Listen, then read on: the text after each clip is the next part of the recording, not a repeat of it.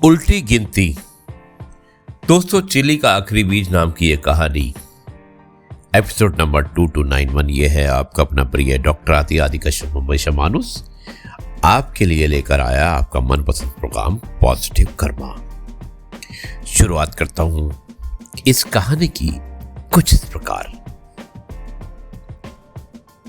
Andes पर्वतमाला की गोद में बसे चिली के एक छोटे से गांव में वर्षों से वर्षा नहीं हुई थी। खेत सूख चुके थे और कुएं खाली हो चुके थे। लोगों के चेहरों से उम्मीद गायब हो चुकी थी। गांव का सबसे अनुभवी किसान मातेओ अपनी छोटी सी झोपड़ी में बैठा लकड़ी का एक पुराना डिब्बा देख रहा था। उस डिब्बे में उसके पास केवल एक आखिरी बीज बचा था। गांव वालों ने सलाह दी, मातेओ इसे बेच दो, कम से कम कुछ दिनों का राशन तो मिल जाएगा। मातेओ मुस्कुराया और बोला, भूख कुछ दिनों की होती है लेकिन उम्मीद पीढ़ियों तक जीती है। उसने बीज बेचने से के बजाय उसे गांव की सबसे बंजर जमीन में बो दिया। लोग हंसे, ये पागल हो गया है। जहां वर्षों से कुछ नहीं उगा वहां एक बीज क्या करेगा। अब मातेओ हर सुबह उस जगह जाता, सूखी मिट्टी पर थोड़ा सा बचा हुआ पानी डालता और चुपचाप लौट आता। 5 दिन बचे, कुछ नहीं हुआ। 4 दिन बचे, मिट्टी वैसी ही सूखी थी। 3 दिन बचे, गांव वालों ने उसका मजाक उड़ाया और शुरू कर दिया उसका मजाक उड़ाना। 2 दिन बचे, आसमान में बादल तो आए लेकिन बिना बरसे लौट गए। मातेओ ने फिर भी पानी की आखिरी बूंद उस बीज को दी। 1 दिन बचा, रात भर तेज हवाएं चली। सुबह सूरज निकला, गांव वाले निराश होकर खेतों की ओर बढ़े।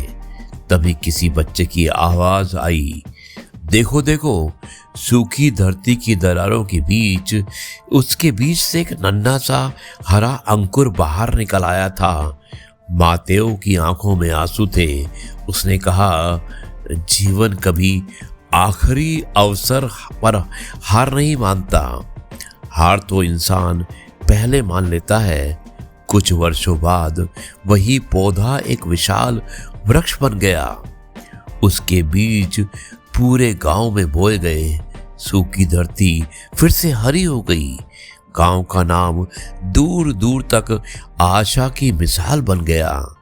और जब बच्चों ने पूछा, दादा आपको कैसे विश्वास था कि एक बीज पूरी दुनिया बदल सकता है, तो मातेओ मुस्कुराया और बोला, दुनिया कभी संख्या से नहीं बदलती, वो एक सही निर्णय से बदलती है।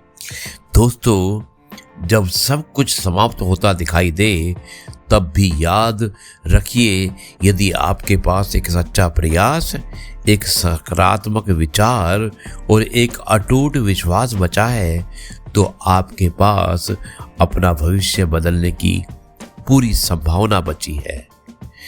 दोस्तों, उम्मीद का एक बीज निराशा के पूरे जंगल को हरियाली में बदल सकता है।